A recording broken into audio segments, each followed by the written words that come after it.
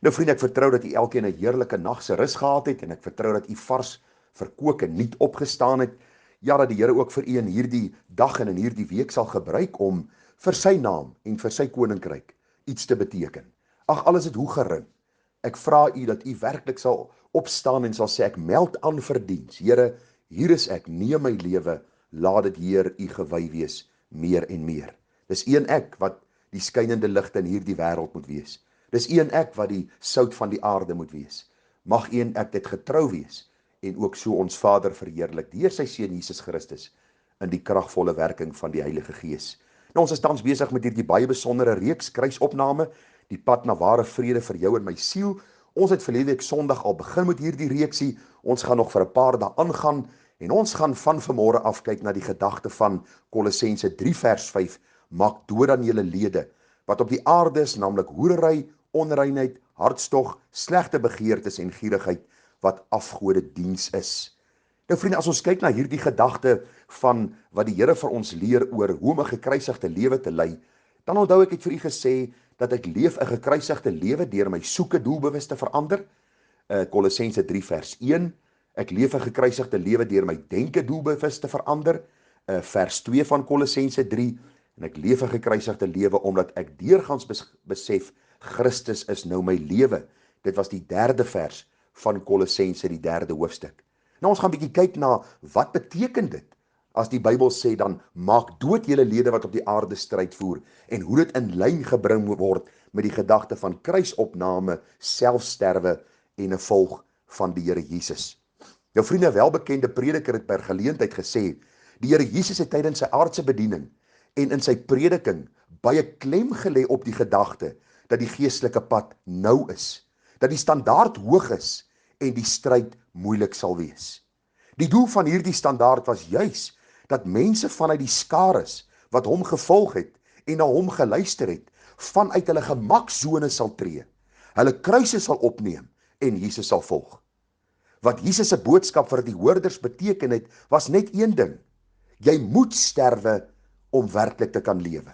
Jy moet sterwe aan jouself, jy moet sterwe aan jou eie begeertes, jy moet sterwe aan jou hoogmoed, aan jou selftrots, aan jou eie belang, aan jou eie idees en aan al hierdie wêreldse denke, en jy moet volg in die voetspore van Jesus. Jy sien hierdie kosbare waarheid wat hierdie prediker vir ons wil deurgee, is dat hierdie Here Jesus van ons eers gelei het voor hy dan die kroon ontvang het. Hy moes eers sterwe en dan daardie prys aan die kruis betaal, voor Vader hom verhoog het en hom 'n naam gegee het wat bo alle name is. Nou die hele groot gedagte is hier maar net dat ons in sy voetspore moet volg. Ons sal nooit Christus wees nie. Ons sal nooit God se plek kan inneem nie. En ons wil dit nie doen as kinders van die Here nie, want ons is liefdesdiensknegte van Christus. Ons is hierdie slawe van Christus. Waarom? Omdat ons vry is in Christus. Daarom is ons liefdesslawe van Christus. En dit klink vir die wêreld soos 'n paradoks. Hoe kan ek 'n slaaf wees en vry wees? Baie eenvoudig. My wil is alleen vry wanneer dit onderworpe is aan die wil van die Here. So vriende, die belangrikheid is dat ons sal sterwe aan ons eie belang, ons eie idees en so in die voetspore van Jesus volg. U sal onthou op 'n stadium daar in Kolossense die 3de hoofstuk kom die Here Jesus juis en hy sê vir ons by monde van die apostel Paulus. Hy sê maak dood julle lede wat op die aarde is, naamlik hoerery en onreinheid en al hierdie dinge. Nou, wat die Bybel vir ons wil leer, en die Lewende Bybel stel dit vir my so mooi. Die Lewende Bybel sê, solank as wat julle hier op aarde is daar drange wat vir julle sal probeer oorheers. Sulke drange moet julle doodmaak. En dit het niks te doen om jou liggaamsskade aan te doen nie, maar dit gaan oor om werklik doelgerig op te tree teen die sonde in jou siel, wat jou wil wegneem en verlok van Christus na die wêreld toe. U sien, as ons vers 3 in Kolossense 3 gaan lees en dit in verband bring met die gedagte van kruisopname en selfsterwe, dan kan ek vir u sê, vriende, dat hierdie woorde, julle het gesterwe, is duidelik volgens die woord dat die kind van die Here dood is, vrygespreek is van die straf wat sonde bring en die heerskappy wat dit oor my gehad het voor my redding. Alhoewel ek nou vry is van sonde se straf en heerskappy, is daar maar nog daagliks stryd teen die begeertes van die vlees, die wêreld en die duiwel. As kind van God lewer ek nou juis bewys van my kindskap, deur hierdie sondes dood te maak, sodat dit in en oor my nie sal heerskappy voer nie. Is my so kosbaar, ek kan nou juis daaroor triomfeer, omdat die Heilige Gees in my woon. Ek onthou voor my redding, het ek baie keer gesê, ek gaan ophou rook, ek gaan ophou vloek, ek gaan ophou kwaad praat, ek gaan ophou hierdie en ek gaan ophou daardie. En ag vriende, hierdie voorneme was so vas in my hart, om maar net 'n paar uur later weer in die grond te duik en ag maar net weer terug te gaan na my ou paaie toe. En die dag toe die Here my siel kom red, toe besef ek kan nie hierdie pad stap, as die Gees van God my nie daartoe in staat stel nie. So wat is die klemverskil nou? In die môre staan ek op en ek sê, Here, ek het die potensiaal om vandag al die sondes te doen, wat in die Bybel opgeteken is, wat u wet vir ons sê ons mag nie doen nie. Maar dankie dat u Gees my in staatsteller is, om oor hierdie sonde te triomfeer, en meer as oorwinnaar in u naam te wees. Ag, Romeine 6 vers 12 tot 14 sê, laat die sonde dan in julle sterflike liggame nie heers nie, dat julle aan sy begeerlikhede gehoorsaam sou wees nie, en moenie julle lede stel tot beskikking van die sonde, as werktuie van ongeregtigheid nie, maar stel julle self tot beskikking van God, as mense wat uit die dode lewend gemaak geword het, en julle lede as werktuie van geregtigheid in die diens van God. Want die sonde sal oor julle nie heers nie, want julle is nie onder die wet nie, maar onder die genade. Met ander woorde, moenie jouself tot beskikking van die sonde stel nie. Moenie jouself in posisies plaas, of moenie wanneer jy in 'n situasie kom, maar net doen wat jou vlees vir jou sê om te doen nie. Besef en verstaan en bly die Here, dat hy jou sal herinner dat jy kind van God is, en dat die Gees in jou woon, en wat ook al die situasie is, jou meer as oorwinnaar in sy naam kan maak. Die Here sê vir ons so baie duidelik in Romeine 8, maar as Christus in julle is, dan is die liggaam dood vanweë die sonde, maar die Gees is lewe vanweë die geregtigheid. En as die Gees van hom, wat Jesus uit die dode opgewek het, in julle woon, dan sal hy wat Christus uit die dode opgewek het, ook julle sterflike liggame lewend maak, deur sy Gees wat in julle woon. Daarom dan, broeders, is ons skuldenaars nie aan die vlees, om na die vlees te lewe nie, want as julle na die vlees lewe, sal julle sterwe, maar as julle deur die Gees die werke van die liggaam doodmaak, sal julle lewe. Sien u weer dieselfde woorde as in Kolossense 3 vers 5, maak dood, as ons deur die Gees, sien jy, hier's die klem, hier's die sleutel, as ons deur die krag van die Gees die werke van die liggaam of van die vlees doodmaak, die begeertes van die vlees doodmaak, dan sal ons waarlik lewe. Sien jy weer die paradoks? Doodmaak sodat ons kan lewe. Jy sien, sonde se einddoel is vernietiging. Sonde wil die mens vernietig. Daarom sê die Here dat die duiwel is 'n mensemoordenaar. Hoe moord hy ons? Deur sonde, deur ongeregtighede. As ons gered word, dan gee God se Gees ons genade om die sonde in ons lewens dood te maak, sodat ons waarlik kan lewe vir Christus en daardie vrede vir ons siel ervaar. Ag vriende, Dr. John MacArthur skryf dit so mooi, en hy stel dit so mooi, sê eerder so. Hy sê hierdie woordjie, dat ons onsself dood moet reken vir die sonde, beteken die volgende.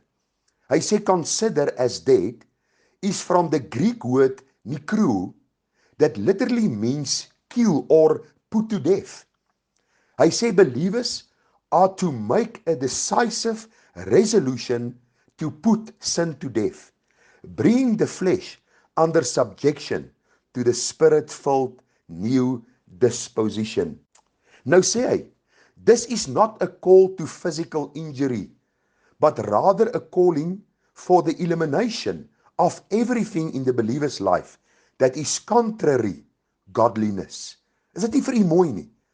As ons as kinders van die Here werklik meer as oorwinnaars wil wees, moet ons 'n doelbewuste keuse maak om sonde in ons lewens te elimineer. Om die vlees, om die wil, om die self onder heerskappy van Christus te bring. Om vir onsself te sê, self, jy leef nie meer nie, maar Christus leef nou in jou. Om moeite te doen, om daagliks, ja, oomblik vir oomblik standpunt in te neem teen die vleeslike begeertes en sondes wat aan my lewe en hartsteer klop. En u mag miskien vir my vanmôre sê, maar Gerard, tog man, hoekom moet ek nog al hierdie goed doen as die lewe al klaar so moeilik is? Ag, en ek wil vir jou net een antwoord gee. Een lewe. Gou gaan dit verby. Net wat vir die Here gedoen is, sal staande bly. Moenie dat die duiwel vir jou lieg en vir jou sê, hierdie is jou beste lewe nou nie. Moenie dat die predikers oor televisie en die valse leraars vir jou leer, hierdie is jou beste lewe nou nie. Die Bybel leer vir ons, hierdie is die lewe van selfsterwe, kruisopname en die volg van Jesus. Hierdie lewe gaan nie oor my en jou geluk en gemak en genot nie. Hierdie lewe gaan oor, ons is nou op aarde vir 'n kort tyd in die lig van die ewigheid, om te sterwe aan onsself, sodat Jesus in ons gestalte kan kry en ons lewende, kragtige getuies vir hom kan en moet wees. Nog een aanhaling, ons gaan net my nie vanmôre die verklaring van vers 5 kan hanteer nie, maar kom net, ek gee nog so laaste aanhaling vir u, dan sluit ons vanmôre se oordeenking af. Richard Baxter, een van die groot Puriteine. 'n Puritein was maar 'n groot prediker, wat baie eng volgens die skrif leef het 'n paar 100 jaar terug. En Richard Baxter het gesê, use sin as it will use you. Dan sê hy, spare it not, for it will not spare you. It is your murderer and the murderer of the world. Use it therefore as a murderer should be used. Kill it before it kills you. Is dit nie vir u mooi gestel nie? En jammer, ek lees dit vir u in die Engels, maar dit stel dit vir my so mooi. Richard Baxter kom en hy sê presies wat Paulus sê in Kolossense 3 vers 5. Maak sonde dood in jou lewe, voor sonde jou doodmaak. Gaan kyk maar in die Bybel, vriende, as mense moet sonde begin lol, is die uiteinde daarvan vernietiging en selfs die dood. Ja, kind van God, die dag as hy gered word, en die Gees van God kom woon in hom, is hy vir tyd en ewigheid verseël, en 'n kind van God sal nie die genade misbruik om sonde te doen en te akkommodeer nie. Maar dit kan gebeur dat 'n kind van God in sonde val, en dan sal God se tugtiging kom, en sy tugtiging kan soms so radikaal wees, dat dit selfs die fisiese dood van sy kinders kan veroorsaak. Gaan lees die Bybel vir uself. Daarom is dit belangrik dat ons so teen sonde sal stry, dat ons sonde in ons lewens sal doodmaak, sal elimineer, met alle mag en mening sal veg teen die vyand en teen die sonde in ons wese, sodat ons meer as oorwinnaars kan wees en die moois so by die Here kan ontvang. Ek hoop u verstaan die hart van hierdie boodskap. Dis 'n boodskap wat jou opgewonde moet maak. Dis 'n boodskap wat vir jou vreugde en blydskap inhou. Dis 'n boodskap wat vir jou 'n pad van kosbare genade inhou, as jy daarin gehoor gee. Want u sien, selfsterwe en kruisopname is juis die pad na ware vrede vir jou en my siel. Ons gaan môreoggend bietjie kyk na die gedagte, maak dood, die sonde wat in julle lede stryd voer, en ons gaan by die eerste sonde uitkom, naamlik hoerery. En u gaan sien, die hoerery is nie net die fisiese hoerery nie, maar ook as ons kyk na die boek Hosea, kinders van God wat geestelik begin hoereer, wegbeweeg van die Here, deur sonde in hulle lewens te akkommodeer.